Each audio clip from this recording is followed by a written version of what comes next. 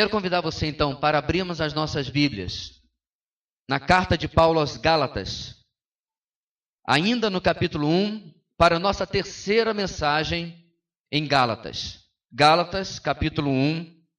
Quero convidar você a nós abrirmos. E hoje nós vamos percorrer do versículo 10 até o versículo 24. Gálatas 1, de 10 até 24. Durante o percurso, irmãos, das mensagens que já tivemos e todas as demais em Gálatas, o tema desta carta é: no verdadeiro Evangelho da Graça, encontramos a liberdade de uma genuína vida cristã justificada pela fé. No verdadeiro Evangelho da Graça, encontramos a liberdade de uma genuína vida cristã justificada pela fé. Portanto, através, irmãos, dos textos, dos capítulos de Gálatas, Paulo vai paulatinamente formando o argumento para esta tese, para aquilo que ele está tratando aqui durante todo este texto, durante toda esta carta. Vamos ler então, meus irmãos. Até agora, nós vimos a apresentação inicial de Paulo, muito curta, muito breve, muito direta. Nós vimos, meus irmãos, ele tratando no começo sobre a admiração dele, a perplexidade dele em os Gálatas terem tão brevemente, cerca de um ano após a primeira viagem missionária, quando estas igrejas foram plantadas, já terem abandonado o verdadeiro Evangelho da Graça. E agora, ele vai continuar a sua argumentação, mostrando através dela como que o Evangelho que ele pregou para eles é o verdadeiro Evangelho e não esta adulteração que agora estava sendo trazida por irmãos judaizantes, como nós vamos ver ao longo da carta. Abriu? Então vamos ler juntos, irmãos, do versículo 10 até o versículo 24. Diz assim a palavra do Senhor: acaso busco eu agora a aprovação dos homens ou a de Deus? Ou estou tentando agradar a homens? Se eu ainda estivesse procurando agradar a homens, não seria servo de Cristo. Irmãos, quero que saibam que o evangelho por mim anunciado não é de origem humana. Não o recebi de pessoa alguma, nem me foi ele ensinado. Ao contrário, eu recebi de Jesus Cristo por revelação. Vocês ouviram qual foi o meu procedimento no judaísmo, como perseguia com violência a igreja de Deus, procurando destruí-la. No judaísmo, eu superava a maioria dos judeus da minha idade e era extremamente zeloso das tradições dos meus antepassados. Mas Deus me separou desde o ventre materno e me chamou por sua graça, quando lhe agradou revelar o seu Filho em mim, para que eu o anunciasse entre os gentios. Não consultei pessoa alguma. Tampouco subi a Jerusalém para ver os que já eram apóstolos antes de mim. Mas de imediato parti para a Arábia e voltei outra vez a Damasco. Depois de 3 anos, subi a Jerusalém para conhecer Pedro pessoalmente e estive com ele 15 dias. Não vi nenhum dos outros apóstolos, a não ser Tiago, irmão do Senhor. Quanto ao que lhes escrevo, afirmo diante de Deus e não minto. A seguir, fui para as regiões da Síria e da Cilícia. Eu não era pessoalmente conhecido pelas igrejas da Judéia que estão em Cristo. Apenas ouviam dizer: aquele que antes nos perseguia, agora está anunciando a fé que outrora procurava destruir. E glorificavam a Deus por minha causa. Irmãos, é muito raro nós vermos Paulo tratando da sua própria vida nos seus escritos. Mas hoje ele vai fazer disso um instrumento para nos ensinar a seguinte grande ideia no texto que nós acabamos de ler. A autoridade do Evangelho define cada aspecto da vida e ministério do servo de Deus. A autoridade do Evangelho define cada aspecto da vida e ministério do servo de Deus. Antes de nós continuarmos no texto, irmãos, começarmos a caminhar no texto, eu quero destacar o que é muito importante, que nós sempre olhemos no texto aonde que alguma coisa se concentra na vida de Paulo em especial e aonde isso é um princípio que se aplica a qualquer servo de Deus, inclusive eu e você. Nós temos que tomar muito cuidado. Eu me lembro que quando eu estava no seminário eu fazia ministério em uma igreja no interior e diante de um texto de Paulo, um irmão, e eu fiquei muito surpreso porque ele era um irmão antigo na fé, batista de muitos anos, ele destacou no meio de uma EBD, diante do nosso pastor, e disse: mas essa aí é a experiência de Paulo, não necessariamente a nossa. Meus irmãos, aquilo me arrepiou até onde eu não tinha poros. Isso não existe.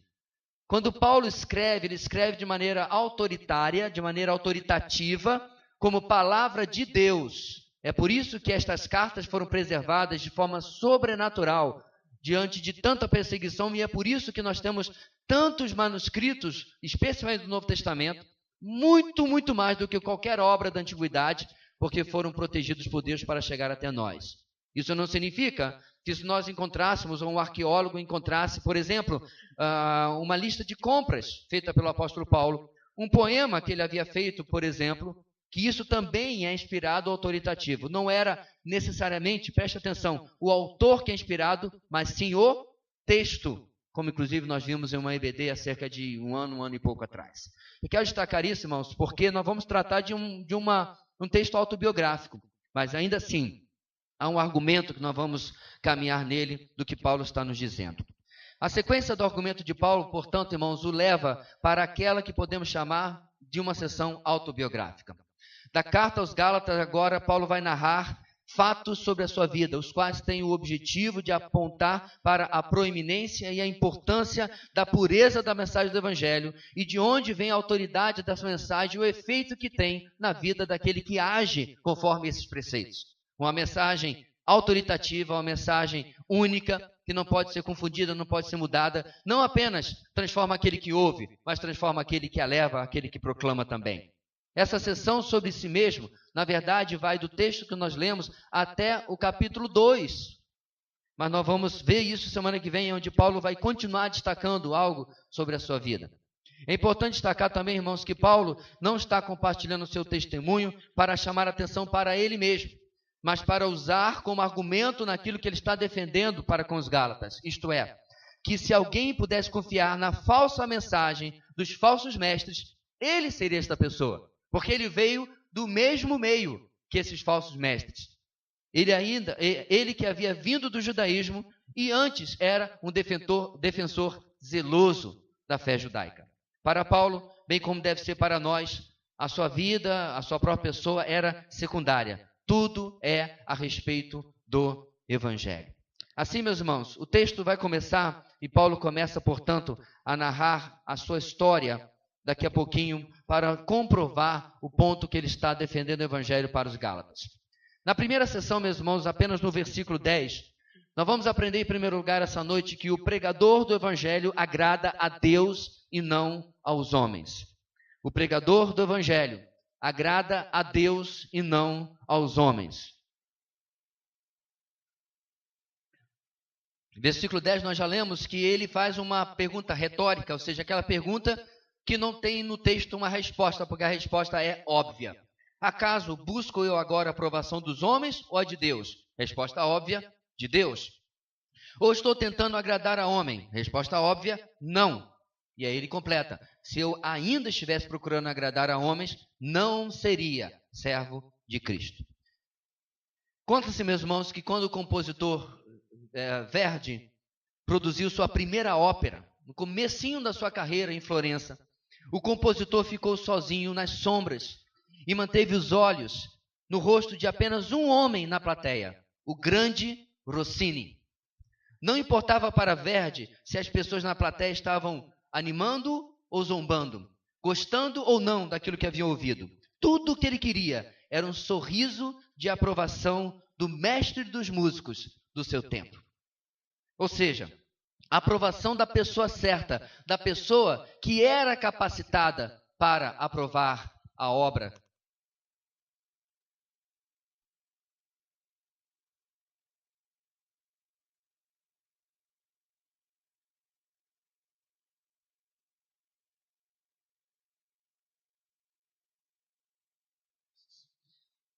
A pessoa certa que podia aprovar a obra que havia sido exposta diante daquela plateia.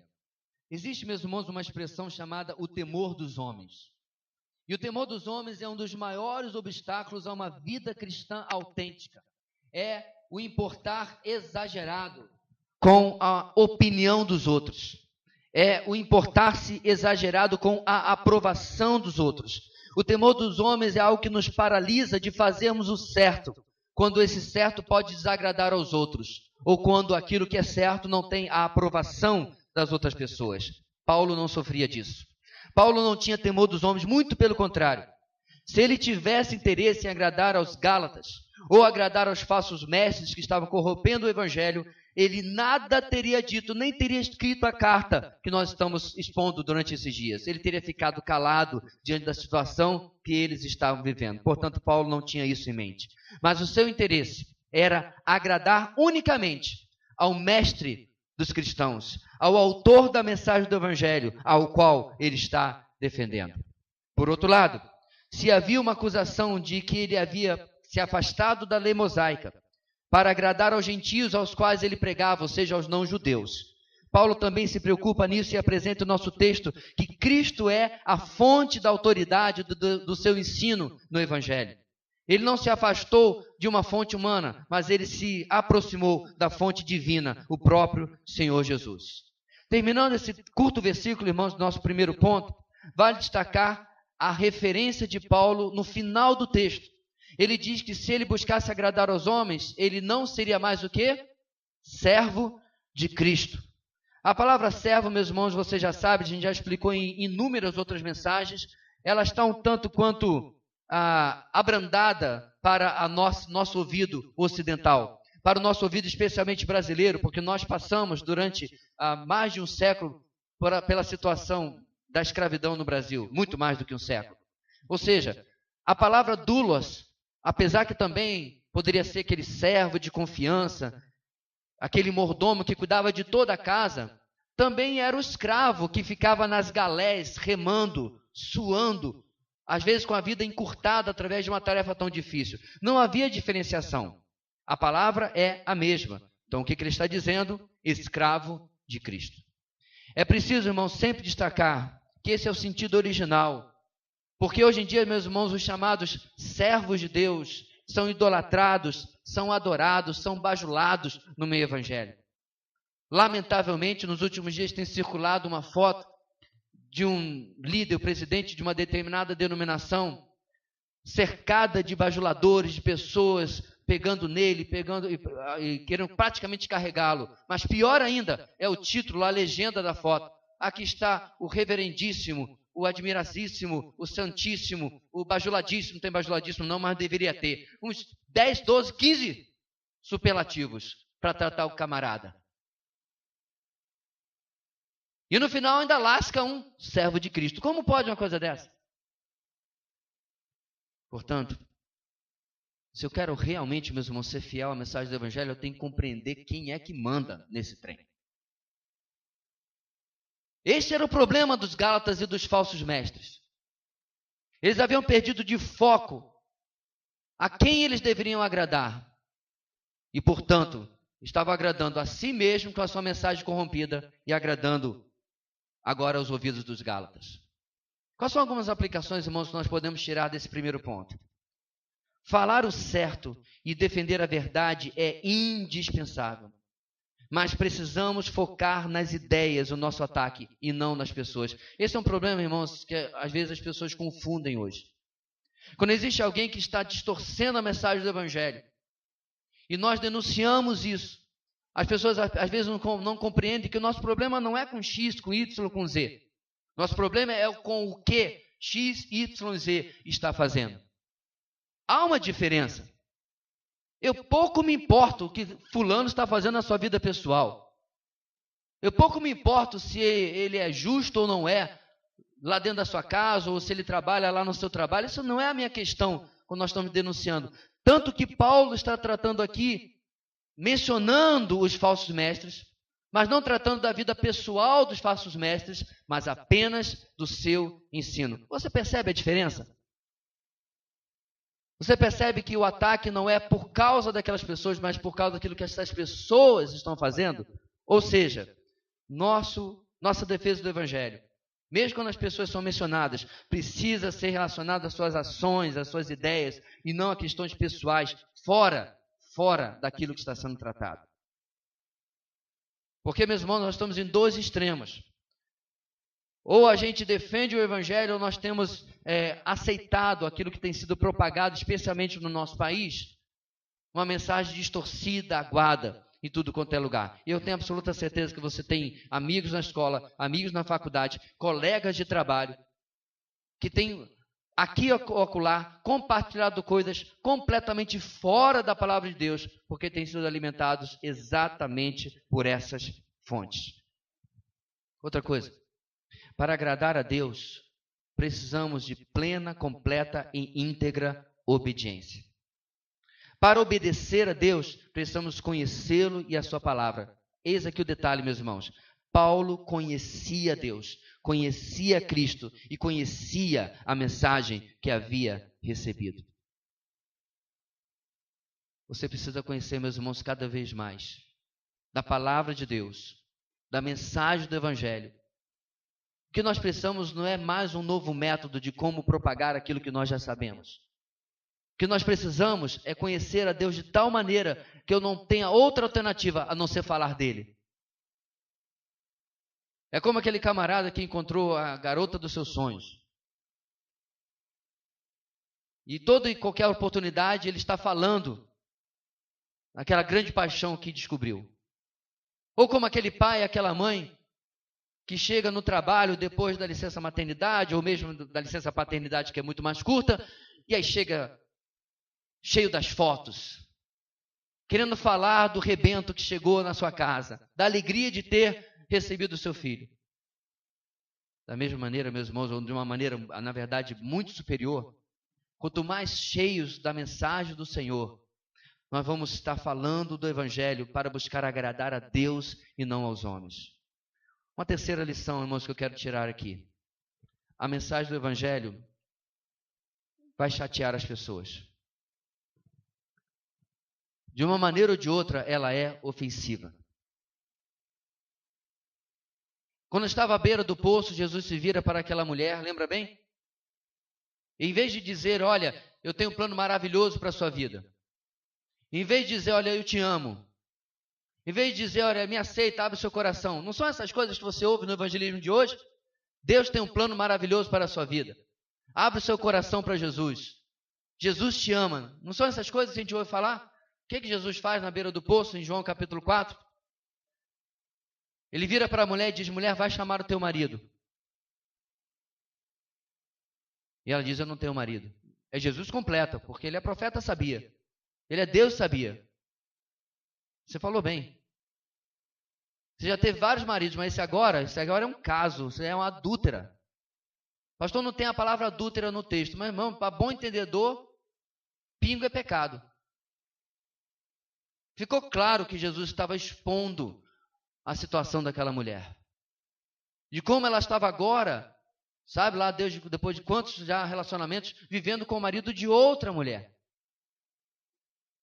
Ou seja, meus irmãos, nós temos que escolher, ou pregamos o Evangelho, que ofende o pecado, mas ao mesmo tempo oferece a salvação, o perdão de Deus, ou nós vamos simplesmente ser marqueteiros do Evangelho. E não foi para isso que nós fomos chamados.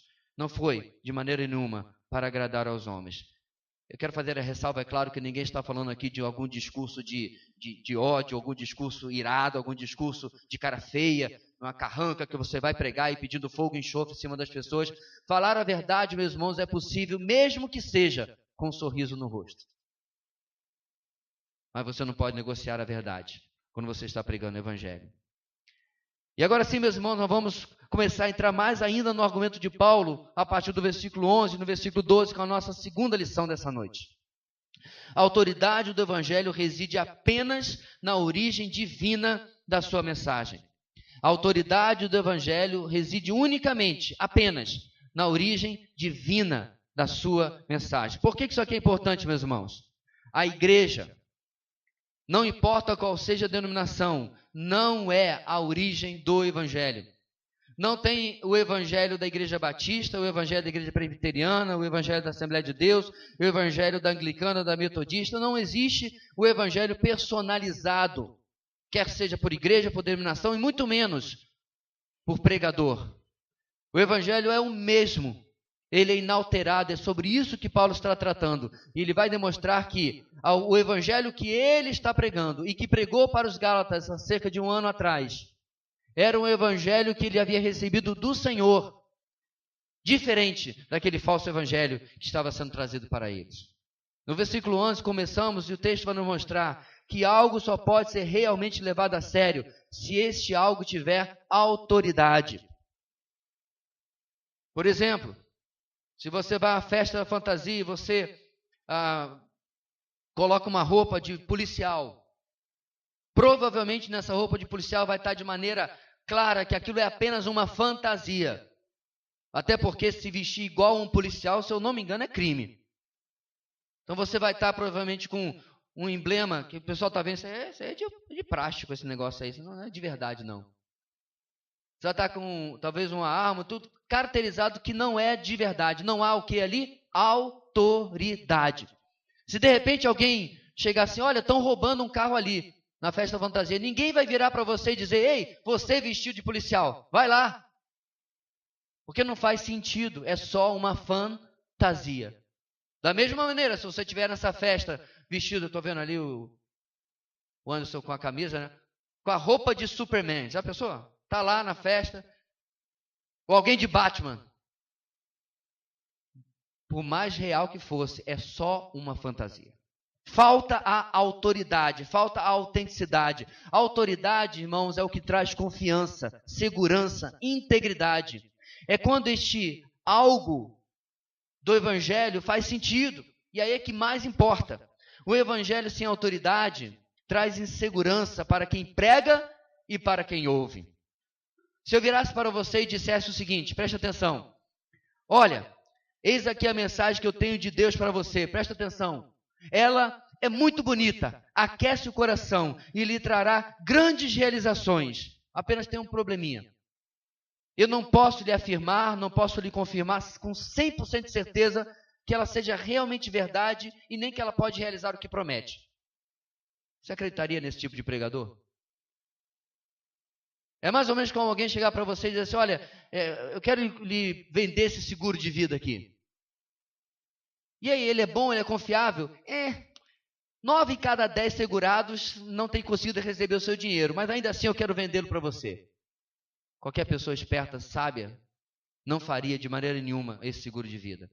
A mensagem do evangelho, irmãos, quando não tem autoridade e firmeza, ela não pode ser pregada, a não ser que ela seja 100% confiável. Essa é a definição de tudo que nós precisamos.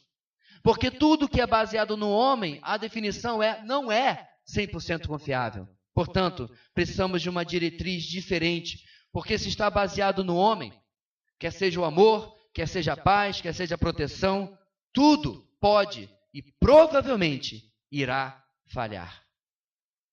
Por isso que Paulo está se esforçando para mostrar a eles, a origem não é humana. E quando nós tratamos, irmãos, de vida e morte eternas, nós precisamos estar absolutamente seguros. Se alguém lhe dá uma direção errada de uma rua, e você mais à frente percebe que aquela rua não é a que você estava procurando, pode até ficar chateado, mas você dá ré e volta.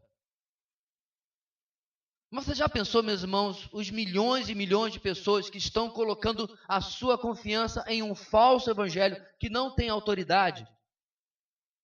Um dia, quando eles chegarem na eternidade,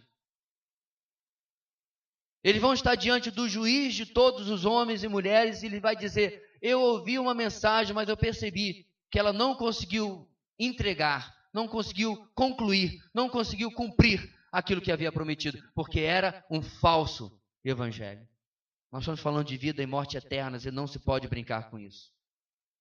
O evangelho anunciado ou pregado faz referência aos dias que cerca de 1 ano atrás, quando Paulo pregou e plantou essa igreja, como diz no versículo 11. Mas também, irmãos, é o evangelho que ele já pregava antes e continuou pregando depois. Quando o texto diz, quero que saibam que o evangelho por mim anunciado não foi inventado quando Paulo chegou nos Gálatas. Ele já pregava antes, ele pregou aos Gálatas e ele continuou pregando depois. Irmãos, no jubileu de ouro desta igreja, ano que vem é jubileu de 15 anos, no jubileu de ouro, 50 anos, Nós vamos estar pregando o mesmo evangelho. Não tem upgrade. Não tem atualização. Não tem versão 2.0. É o mesmo evangelho. Pastor, como é que eu prego diferente para aquela pessoa lá da minha faculdade? Pregar diferente? Se ele não ouviu o original, você quer oferecer para ele o falsificado? Continua pregando o original, porque se for da vontade de Deus, o Espírito Santo vai alcançar o coração dele e ele vai se render a Cristo como Senhor e Salvador.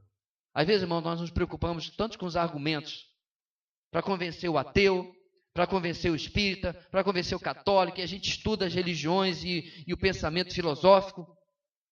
Se ele não se convencer através do evangelho, pouco importa se você ganhar a discussão dele nos argumentos religiosos que você colocar. Porque não é o argumento religioso que converte, que transforma a vida. Continua sendo o evangelho. O texto continua. E no verso 12, ele repete a ideia dizendo que ele não recebeu de uma pessoa, nem lhe foi ensinado. Ele havia recebido diretamente do Senhor Jesus, aquele que é o próprio evangelho. Paulo recebeu por revelação, isto é, de uma maneira única, que não podia ser repetida nem mesmo pelo próprio apóstolo Paulo. Em outras palavras, o texto pode ser traduzido da seguinte maneira, irmãos: eu recebi o evangelho através de uma revelação da própria pessoa de Jesus. Jesus se revelou a ele é o centro da mensagem, ele é a essência da mensagem, ele é até mesmo o alvo e o foco do discipulado, é tudo sobre Cristo. Igreja, deixa eu destacar isso aqui de maneira mais enfática: a nossa pregação é pregar a Cristo. Quando Paulo fala, meus irmãos, aos Coríntios, ele diz: eu não quis saber de nada entre vocês a não ser a Cristo e este crucificado. Você consegue compreender o que era para o cidadão romano ouvir anúncio de um Messias, de um Deus que foi crucificado, que foi condenado à morte? A morte mais feia, a morte mais desonrosa que havia naquela época. Mas Paulo não açucarou a mensagem. Ele não disse: olha, então teve Jesus, ele morreu por vocês. E como é que ele morreu? Então ele morreu morrendo. Morreu de morte morrida. Não importa como ele morreu, o negócio é que ele morreu. Não.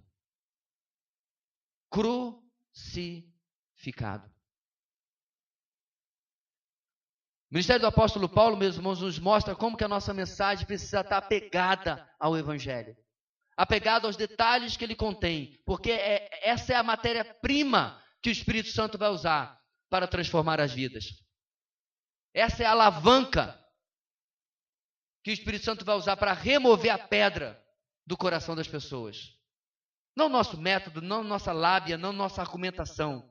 Mesmo que muitas vezes, irmãos, Deus possa usar grandes apologetas da fé cristã, até mesmo para começar a amolecer o coração das pessoas, mas em última análise, eles precisam ouvir o evangelho. Eu nunca ouvi falar de um muçulmano que se converteu porque um cristão conseguiu convencê-lo de que o Corão não é a verdade, de que Alá não é o verdadeiro Deus. Se você faz isso, você deixa a pessoa num vácuo. Você tira a tábua de confiança, de salvação dele, mas não coloca debaixo a verdadeira tábua de salvação, que é o evangelho.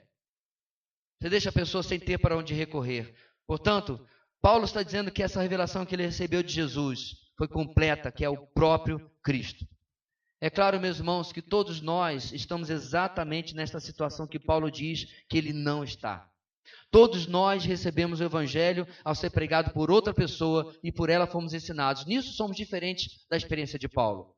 Eu tenho absoluta certeza que Jesus não apareceu a você no caminho de Mucajaí. Estava indo para lá perseguir a igreja e Jesus apareceu, você caiu do carro, da moto. Até porque ele também não caiu do cavalo, né? Esse é o pessoal acrescenta ao texto. A experiência dele é um tanto quanto diferente, mas você está aqui hoje ouvindo o evangelho de que apenas Cristo salva através da graça dele, mediante a fé dele, que ele morreu pelos seus pecados, dos quais você precisa se arrepender e buscar o perdão dele. Você mesmo está ouvindo e sendo ensinado por outra pessoa. Nisso, realmente nós somos diferentes de Paulo. Porém, a fonte continua sendo Cristo. A origem continua sendo ele. Porém, Paulo, meus irmãos, se refere à diferença da experiência dele e como a fonte não humana era importante, porque Paulo mesmo em sua mensagem do Evangelho estava sendo questionado pelos Gálatas, em que eles ouviam e aceitavam outra pregação do falso Evangelho, mas não aquela que havia sido entregue pelo apóstolo a eles, cerca de um ano atrás. É isso que Paulo está reforçando aqui. Todo questionamento, meus irmãos, agora deve cessar, deve acabar diante da autoridade de Cristo. Quando nós estamos pregando o Evangelho, nós precisamos compreender, meus irmãos, a origem divina da nossa missão, da nossa pregação. Já parou para pensar nisso? Já parou para imaginar o impacto que isso é? Você já chegou em algum lugar e foi instruído a usar o nome de alguém? Quando eu era garoto, de vez em quando meu pai me mandava a algum lugar para fazer alguma coisa para ele. Eu chegava lá, tudo bem, né, desse tamanhinho, não pesava o suficiente nem para poder ficar no lugar, pequenininho e tal, chegava, tudo bem? Pois não, menino, o que você quer? O Xavier me mandou aqui. Ah, pois não. Aí eu já estava com 1,79 m, 70, 80 quilos. Autoridade emprestada. Eu não era mais um menino batendo na porta daquela empresa de onde eu tinha que ir. Era o Xavier que tinha mandado. Homem poderoso. Pelo menos naquela situação ali. Você já teve que chegar em algum lugar totalmente desconhecido. Olha, fulano me indicou, fulano me mandou. A gente não faz isso. Nós estamos agora vendo a passagem para os nossos preletores da próxima conferência. E alguém me deu uma dica de uma pessoa. Eu falei, olha, fulana me indicou. Pois não. Eu tinha dito oi 3 vezes, mas quando eu disse fulana me indicou, ela, pois não, rapidamente. Abre portas. Irmãos, quando você prega o Evangelho, não é debaixo da autoridade da comunidade de Batista Videira. Quando você prega o Evangelho, não é debaixo da sua autoridade, da sua experiência, dos anos que você tem de vida cristã, do conhecimento adquirido. Você é embaixador de Cristo, segundo os Coríntios, capítulo 5. Você é emissário do rei. Você está ali debaixo de um mandato. Você é o representante. Mesmo que não tenhamos, irmãos, a autoridade de Paulo, nós temos essa autoridade do Evangelho pregado por Paulo. Você percebe, aqui vai a pergunta, como que esta autoridade reveste você em sua missão de proclamar, de anunciar o Evangelho? Você é um arauto do rei, e o arauto do rei tinha a autoridade do rei, enquanto, preste bem atenção, fosse fiel à mensagem enviada pelo rei. Vou repetir, o arauto, o emissário do rei, ele tinha a autoridade do rei enquanto ele fosse fiel à mensagem do rei, mas se ele adulterasse a mensagem, aí perdia a cabeça. Não tinha mais autoridade. Porque a autoridade do rei vem através da fidelidade à mensagem. Aí eu pergunto, meus irmãos, o pregador sobe ao púlpito e para agradar as pessoas começa a falar, olha, você está aqui, está sofrendo, Deus conhece o seu sofrimento, Deus tem um plano maravilhoso na sua vida, Jesus te ama, faz um coraçãozinho para a criatura. Ele está sendo fiel à mensagem? Há autoridade nessa pregação? No texto de Filipenses que nós tivemos na nossa igreja um tempo atrás, pessoas estavam pregando para prejudicar a Paulo. Mas o que Paulo fala? Pouco importa, importa que Cristo seja pregado. Eis aí a diferença, irmãos. Pessoas mal intencionadas, nos dias de Paulo, para prejudicá-lo, pregavam, porém, pregavam a Cristo. Pregavam a mensagem certinha. A motivação era errada, mas a pregação era correta. Hoje em dia nós estamos ao contrário. A motivação até que é boa. Às vezes as pessoas querem realmente que os outros se convertam, sejam alcançados, mas nós não podemos, irmãos, por causa da nossa motivação, mudar a mensagem, porque a origem dela é divina e não é nossa. Mesmo que não possamos, portanto, irmãos, reproduzir a experiência do caminho de Damasco, ou os anos na Arábia, como nós vamos ver que Paulo passou, nos quais ele recebeu essa revelação de Jesus Cristo, não é a nossa experiência, nós precisamos pregar, porque na pregação do Evangelho, Cristo será revelado às pessoas. E esse é o nosso compromisso. A autoridade do Evangelho reside apenas na origem divina da sua mensagem. Nós somos apenas o conduíte, o canal que leva a mensagem. Não nasce em nós. E aí o texto continua, e agora vamos para a nossa sessão maior, a sessão onde Paulo vai mais falar da sua vida, do versículo 13 até o versículo 20. E a terceira lição dessa noite é a seguinte, irmãos: a autoridade do evangelho define o ministério do pregador, e não ao contrário. A autoridade do evangelho define o ministério do pregador, e não ao contrário.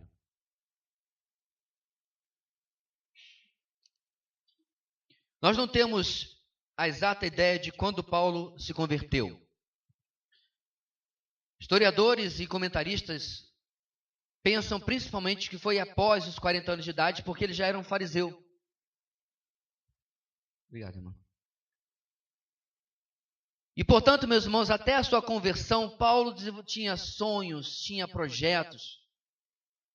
Ele foi educado, diz ele mesmo, aos pés de Gamaliel, era um homem preparado. E provavelmente ele esperava alcançar níveis altos no Sinédrio.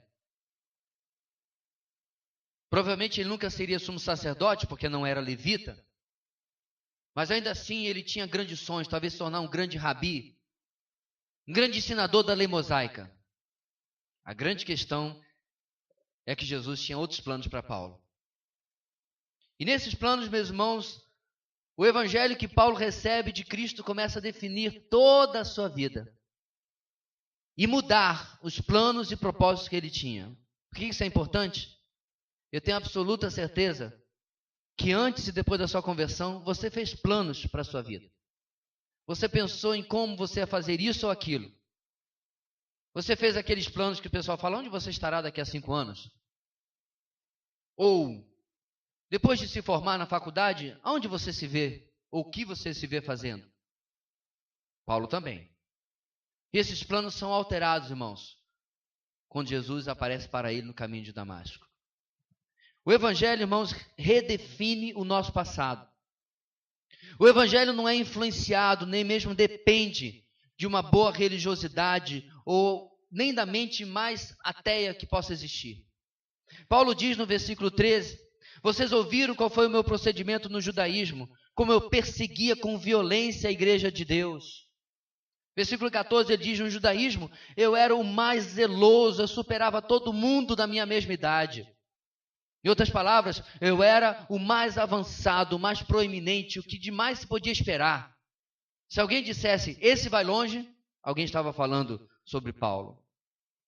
E se alguém poderia, meus irmãos, portanto, ter usado da sua religiosidade judaica, essa pessoa era Paulo. O falso evangelho que estavam trazendo para os Gálatas era cheio de elementos judaizantes, ou seja, era baseado na lei judaica. Era baseado em Cristo, mas acrescentado à observância da lei de Moisés. Ora, quem melhor do que esse zeloso e rígido fariseu chamado Paulo para continuar e propagar isso, se tal coisa fosse verdade? Porém, não é o que ele faz, ele deixa tudo para trás por causa da nova definição ou da redefinição que o evangelho faz na sua vida. Se você lembra bem, meus irmãos, aos Filipenses, ele vai dizer, fazendo também uma autobiografia, ele vai dizer, eu considerei a tudo isso como perda para ganhar a Cristo. Literalmente ele diz, eu considerei isso como esterco, como coisa sem valor para ganhar a Cristo. Eis, meus irmãos, como que o evangelho pega aquilo que estava tudo nos planos de Paulo, nos sonhos de Paulo, nos alvos dele, ou de Saulo, se você preferir antes, e agora muda completamente a sua vida. Hoje, irmão, nós temos tratado, meus irmãos, de como nós estamos numa sociedade de consumo.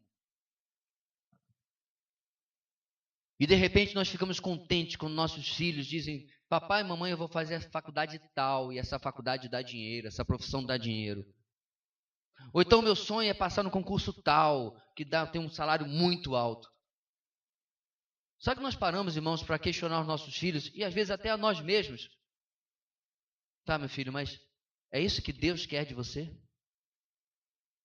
É isso que Deus tem planejado para você? Paulo, meus irmãos, teve a sua vida colocada de cabeça para baixo, redefinida, por causa do impacto do evangelho na vida dele.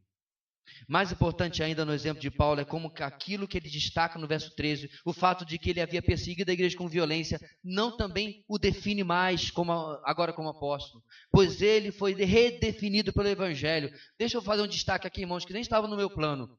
Você já viu aquelas pessoas, irmãos, que mesmo depois de convertida, vive carregando um monte de entulho do passado? Agora eu quero perguntar aqui, meus irmãos, quantos aqui já mataram um cristão? Já matou? Quantos aqui já pegaram, meus irmãos, uma mãe e arrastaram do seu filho e jogaram dentro de uma prisão para depois essa pessoa ser ou decapitada, ou crucificada, ou jogada aos animais, ou queimada na fogueira? Alguém aqui já fez? Levante a mão, por favor. Não, né? Aí eu pergunto, meus irmãos, como é que o evangelho não funciona? Não funciona quando eu não quero. Paulo, meus irmãos, tinha tudo quanto era situação para ser uma pessoa traumatizada, para ser uma pessoa... E aí, Paulo, tá tudo bem? Tá, meu irmão, mas eu ainda carrego o fardo, o peso, a sombra do meu passado. Não, Paulo. De maneira alguma. O passado de Paulo não o definia. O que me lembra também do próprio apóstolo Pedro. Negou a Jesus 3 vezes. Mas quando você encontra Pedro novamente em Atos capítulo 2, inclusive correndo risco que alguma pessoa o reconhecesse. Espera aí, você está pregando aí toda essa forma ousada, citando o Antigo Testamento, pedindo às pessoas ou exortando as pessoas ao arrependimento, mas eu estava lá, do lado daquela fogueira, no dia que esse camarada aí foi traído. Eu me lembro daquela criada, daquela pessoa que socialmente não tinha impacto, ter dito, olha, você é seguidor dele, e você negou. E Pedro não é constrangido, não é impedido, não é definido pelo seu passado. Este é o poder do evangelho, não importa o que as pessoas possam dizer. O evangelho, meus irmãos, nos redefine em forma absoluta aos olhos de Deus, mesmo que não aos olhos dos homens. E então, meus irmãos, é no verso 15, portanto, que ele fala agora da intervenção de Deus e como Deus fez essa redefinição na vida dele. Essa intervenção começou muito antes do encontro no caminho de Damasco. O contraste no versículo 15, para com aquilo que foi dito no versículo 13 e 14, é extraordinário por causa de 2 palavrinhas só. Olha na sua Bíblia no versículo 15. Ela começa como? Mas Deus. Eu era adúltero, eu era blasfemador, eu era mentiroso, eu era beberrão, eu era viciado, eu era materialista, eu era ateu, mas Deus entra na história, redefine a vida de Paulo. E a mesma coisa aconteceu na minha e na sua vida. Mas Deus. Eu estava num cristianismo falso, cheio de misticismo, cheio de crendices, mas Deus. É um detalhe do texto, meus irmãos, mas que chama a atenção. Deus já havia decidido por Paulo e chegou a hora do mas Deus. O texto que nós temos no versículo 15, em que Deus, porém, invade a vida de Paulo, tem sim, em primeiro lugar, uma ênfase ministerial. Deus havia separado Paulo desde o ventre materno para um ministério específico. Mas, meus irmãos, eu passei um bom tempo parado nesse versículo 15. E eu fiquei perguntando, tentando trazer toda a minha teologia, todo o meu conhecimento. Será que Deus ia reservar uma única pessoa para o ministério? E essa verdade não se aplica na vida dos outros bilhões de cristãos que um dia seriam salvos? Eu não acreditei nisso, não. Eu entendo, meus irmãos, que há uma ênfase ministerial no texto. Porém, o chamado ministerial nunca aconteceria se não houvesse salvação. Ele começa na salvação. Não havia como determinar o ministério de Paulo sem que Deus primeiro houvesse determinado antes da sua salvação. Portanto, o que nós temos no texto do versículo 15 é o que eu poderia chamar de uma dupla eleição. Paulo é eleito para a salvação, tanto quanto todos nós que somos salvos. Paulo é eleito para um ministério específico. Por que isso é importante, irmãos? Porque apesar de ser o exemplo pessoal, nós podemos compreender que Paulo foi escolhido apóstolo antes de nascer e o mesmo pode se aplicar a cada um de nós nos desígnios que Deus tem para as nossas vidas. Nós não fomos chamados para ser apóstolos, Nós não fomos chamados para ser em absoluto o que ele foi. Mas Deus tem um propósito, irmãos, para as nossas vidas. E muitas vezes nós estamos lutando, guerreando com esse propósito, resistindo àquilo que Deus quer fazer com a nossa vida. Sabe o que acontece, irmãos, quando nós estamos fora do plano de Deus? Nós vamos viver vida medíocre. Nós vamos viver vidas que estão sempre atrás das mesmas coisas que as pessoas do mundo estão. Preste atenção, eu fui redefinido pelo Evangelho, mas aí quando eu vou caminhar, que inclusive é uma coisa que Paulo vai falar em Gálatas diversas vezes, estou salvo, beleza. Nasci de novo, tudo mais, todo o conjunto. Mas aí quando eu vou, e agora? Aí eu volto para caminhar igualzinho eu caminhava antes quando era do mundo. Eu não estou dizendo, querido, que você volta para o pecado, você volta para os seus hábitos antigos, mas eu estou falando, querido, de cosmovisão, de perspectiva de vida. Seu emprego não lhe define. Você não é o seu emprego. Você não é a sua profissão. Você não é nem mesmo o seu papel dentro da sua família. Você é mais do que isso. Não se tornou uma palavra antropocêntrica. Eu não estou aqui para inflar o seu ego, de maneira nenhuma. O que eu quero dizer, querido, é que existe um propósito eterno sobre as nossas vidas.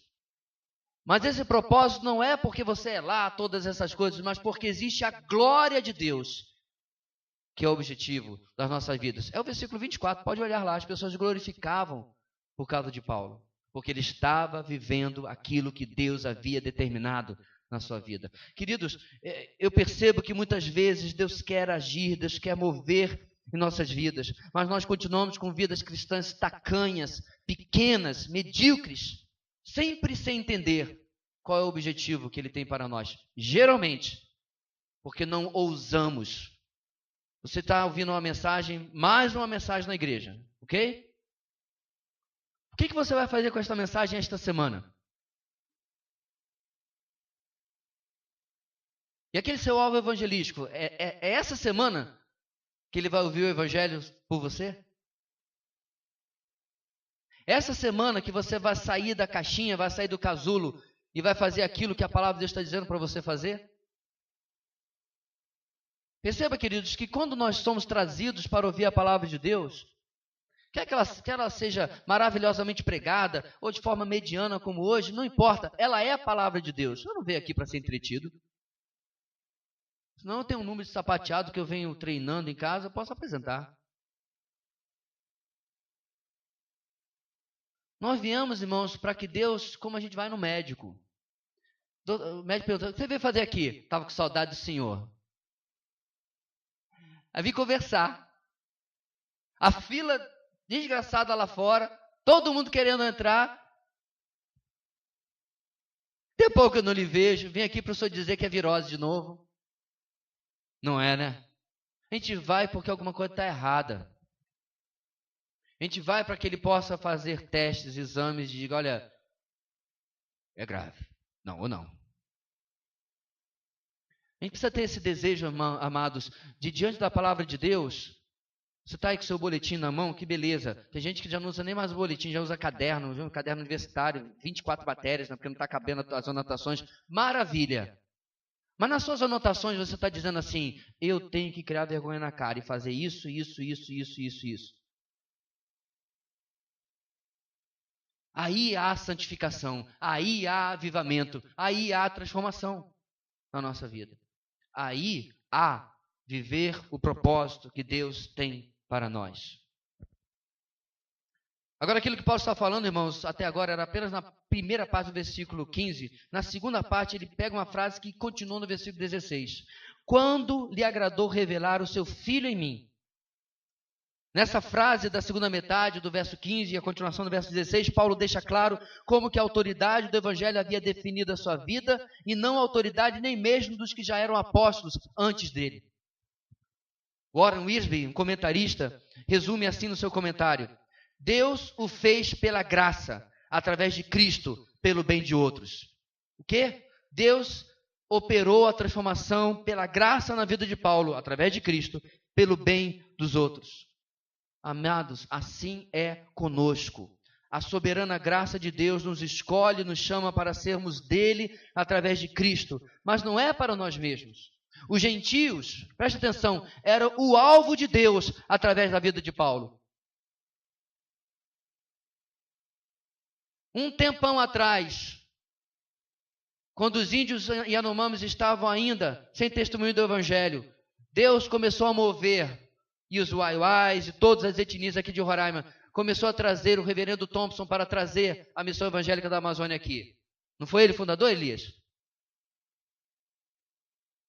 E Deus vem escrevendo, meus irmãos, nessas dezenas de anos uma história. Hoje, algumas dessas etnias formam seus próprios pastores e enviam seus próprios indígenas para alcançar outros.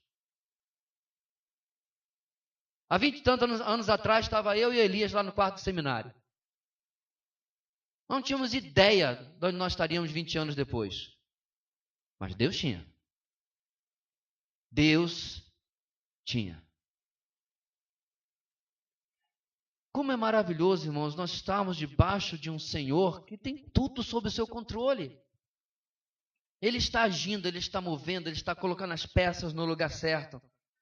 Se os gentios eram o alvo, meus irmãos, de Deus através da vida de Paulo, eu pergunto, quem é o alvo de Deus em seu plano soberano através da sua vida, meu irmão e minha irmã?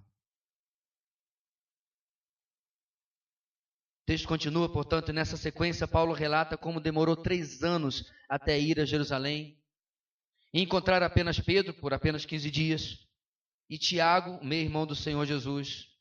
Ou seja, ele resume, quase não vi ninguém lá, porque a minha autoridade não era baseada em homens. Antes de seguirmos adiante, irmãos, 2 perguntas. Mesmo que não tenhamos a autoridade de Paulo, mesmo que não sejamos da mesma maneira como ele, diante da explanação do alcance do Evangelho, inclusive em nossas vidas, antes de nós nascermos, e no impacto desse Evangelho em nossas vidas, depois do nascimento, vem a pergunta: você compreende como o Evangelho define não apenas a sua salvação, mas também a vocação de toda a sua vida? Não, pastor, eu não sou missionário, não sou pastor. Amado, está na hora de nós, desculpe o termo forte, exorcizarmos essa mente católica que tem dentro da gente. Que acha que apenas eu, o Elias, aí tem o pastor Raul que nos visita hoje com a sua esposa, é que somos os vocacionados. Não percebo mais ninguém hoje aqui que seja missionário. Coisa. Irmãos, isso não existe na Bíblia. Se você abrir a sua Bíblia em Atos, capítulo 8, que depois do martírio de Estevão, quem foi que espalhou o Evangelho? Foram os apóstolos? Não. A igreja foi expulsa de Jerusalém por causa da perseguição. E por onde iam, pregavam o Evangelho. Os apóstolos permaneceram em Jerusalém enquanto a coisa não se acalmava. Ou seja, o Evangelho definiu a nossa salvação, mas define também agora a nossa caminhada, o nosso chamado. Segunda pergunta. Você compreende as implicações da frase Deus o fez pela graça através de Cristo, pelo bem de outros? Você não é salvo única e exclusivamente para você mesmo. Você é salvo, querido, porque através da sua vida Deus vai continuar o seu plano de chamar os seus eleitos. Não através de anjos, mas através da minha e da sua vida. Deus seleciona de forma habilidosa as peças do seu plano soberano, com alvo, com objetivo, com propósito. E essas peças, somos nós. Deus tem feito o propósito dele através da sua vida. Você tem, meu irmão, sido a flecha que Deus envia para acertar o alvo nas pessoas. O pregador do Evangelho agrada a Deus e não aos homens. A autoridade do Evangelho reside apenas na origem divina da sua mensagem. A autoridade do Evangelho define o ministério do pregador e não o contrário. Aí o nosso texto termina no versículo 21 ao 24, nossa quarta e última lição. A transformação na vida do pregador por causa da mensagem do Evangelho gera glórias a Deus. A transformação da vida do pregador por causa da mensagem do Evangelho gera glórias a Deus. Nesta última sessão do nosso texto, ainda não encontramos o final da narrativa autobiográfica de Paulo. Ele vai continuar no capítulo 2 falando sobre a sua trajetória. Mas antes ele faz uma pausa para relatar qual era o impacto do resultado do evangelho em sua vida. Isto é, na vida daquele ex-perseguidor da igreja. Ele primeiro fala daquela que seria a sua base de operações, a região da Síria. Mais precisamente, a cidade de Antioquia da Síria. Essa é a cidade da igreja local de Paulo, de onde ele e Barnabé sairiam para a sua primeira viagem missionária, quando alcançaram a região dos Gálatas. Além da Síria, Paulo trabalhou também na região da Cilícia, diz o texto. Provavelmente, irmãos, estes foram os ministérios que antecederam, portanto, a primeira viagem missionária e, com certeza, autenticaram a Paulo como capacitado para essas viagens. Ou seja, Paulo não estava lá sentado, esquentando banco na igreja de Antioquia da Síria. Ele estava servindo a Deus quando foi chamado em Atos capítulo 13. No versículo 22, por causa das regiões onde ele concentrou seu ministério inicial, Paulo era quase que totalmente desconhecido das igrejas da Judéia. Pessoalmente, era totalmente desconhecido, isto é, essas igrejas que estavam mais próximas a Jerusalém, mais próximas aos apóstolos, não conheciam Paulo, apenas de ouvir falar.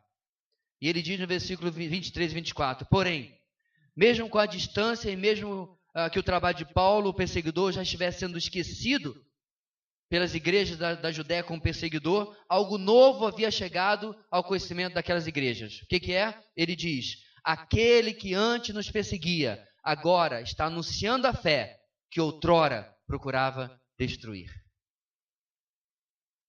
Paulo, que antes entrava em Jerusalém e arrastava as pessoas que tinham ido a Damasco para perseguir a igreja, agora era só uma lembrança que havia ficado.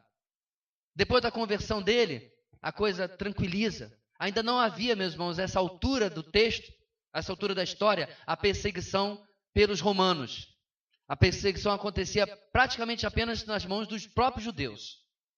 E com a conversão de Paulo, a coisa se tranquiliza. Talvez alguns até perguntavam, o que aconteceu com aquele Saulo? Sei lá, sumiu. Mas outros haviam ouvido que o ex-perseguidor agora pregava a fé que antes ele perseguia, que ele procurava destruir. Agora repare um detalhe aqui, meus irmãos, no versículo 24, ele irá dizer que diante da pregação de Paulo, bem mais próxima a ele geograficamente de Jerusalém do que a Galácia, essa pregação causava com que aquelas igrejas próximas aos apóstolos glorificassem a Deus por causa de Paulo. Deixa eu explicar de novo. Aqueles que estavam ao redor de Jerusalém, na Judéia, perto da fonte apostólica, ouviam a mensagem que Paulo pregava, chegava ao ouvido deles. O que eles faziam? Glorificavam a Deus. Você entendeu o detalhe aí? Não havia da parte das igrejas na Judéia uma revolta. Se Paulo estivesse, meus irmãos, anunciando o evangelho falso, e o evangelho que havia chegado aos Gálatas fosse o verdadeiro, o pessoal da Judéia já tinha protestado, já tinha ido lá com Pedro, com Tiago. Ei, tem um camarada aí que está pregando que a gente só precisa de Jesus, não precisa obedecer à lei mosaica. Não precisa seguir a lei de Moisés. Vocês têm que fazer alguma coisa com ele. Muito pelo contrário. Eles ouviam a fé que Paulo anunciava e glorificavam a Deus. Percebamos, irmãos, não há nenhuma ressalva. Não há nenhum senão. Eles não dizem, glórias a Deus que ele não nos persegue mais. Pena que a sua mensagem seja incompleta. Pena que seu evangelho seja falso. Pena que ele abandonou os costumes da fé judaica. Não. Eles glorificavam porque a mensagem era verdadeira. Glorificavam pela transformação na vida de Paulo e por causa da fé, da mensagem que ele estava anunciando. Isto é, a salvação pela graça somente, somente através da fé, unicamente por Cristo. Parece banal, meus irmãos. Mas esta mensagem, dessa última frase, está constantemente sob ataque hoje em dia.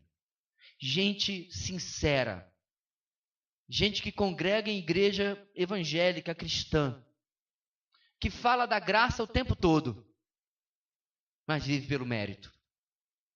Fala da graça, canta da graça, prega da graça, mas vive, canta e prega o mérito. É sempre Cristo e mais alguma coisa. É sempre Cristo e mais algum pecado que não pode estar presente na vida das pessoas. Eu não estou exagerando. Algumas semanas atrás alguém perguntou se tatuado vai para o céu. Já pensou, Anderson? De novo? Está roubado. Veja bem, irmãos, eu não estou aqui defendendo nem combatendo. Já me perguntaram se tatuado vai para o céu, se divorciado vai para o céu, se não batizado vai para o céu, se quem não congrega vai para o céu. É sempre Cristo e mais alguma coisa. É a alma, irmãos, católica do evangélico de hoje. Se não é mais a lei mosaica, que também tem o pessoal do judaizante no nosso meio hoje, é aquele pessoal que você pega no Facebook, o nome dele é Raimundo Nonato, mas aí está lá, Yoshua Shamalá, põe um monte de coisa hebraica lá. Não, porque eu fiz uma pesquisa e eu descobri que o meu verdadeiro nome judaico. O evangelho é tão simples, como o povo gosta de complicar. O evangelho é apenas Cristo e esse crucificado. Aí eu pergunto, irmãos, para nós encerrarmos, as pessoas têm motivo de se admirarem com a transformação em sua vida causada pelo evangelho? As pessoas se admiram da transformação que tem ocorrido na sua vida. As pessoas têm motivo de glorificar a Deus pela mensagem que você vem pregando. Perceba, querido, gostar do que você prega não é o mesmo de glorificar a Deus. Eu digo para minha vergonha, meus irmãos, que já teve muita gente que gostou do que eu preguei. Mas gostou porque agradou o seu ego. Gostou porque não confrontou pecado. Por outro lado, tem muita gente que odeia algumas coisas que eu prego. Agradar a Deus ou agradar os homens? Agradar aquele que não apenas nos chamou soberanamente, mas tem definido o propósito para a nossa vida, ou agradar aos homens.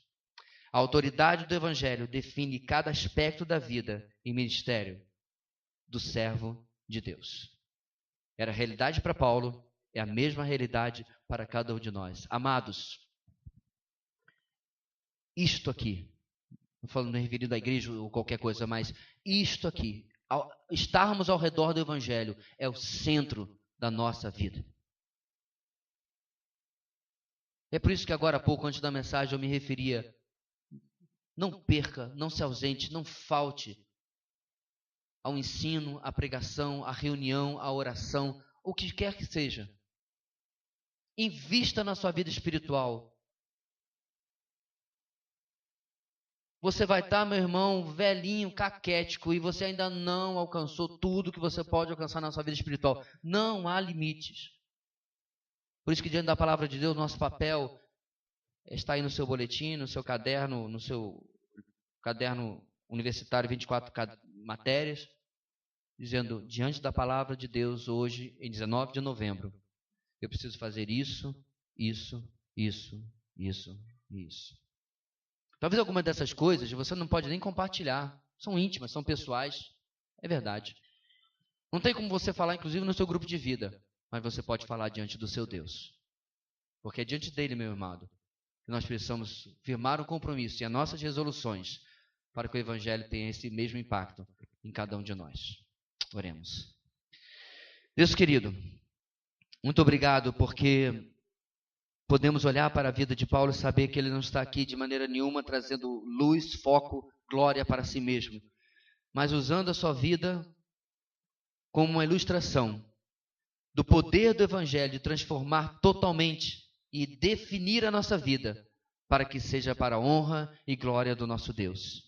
Ajuda-nos, mexe em nós e através de nós, para que não vivamos da mesma maneira a cada mensagem, a cada livro, a cada devocional, a cada momento em que somos confrontados com o Evangelho na Tua Palavra, possamos responder da forma como Ele merece. É o que nós oramos no nome de Jesus. Amém e amém.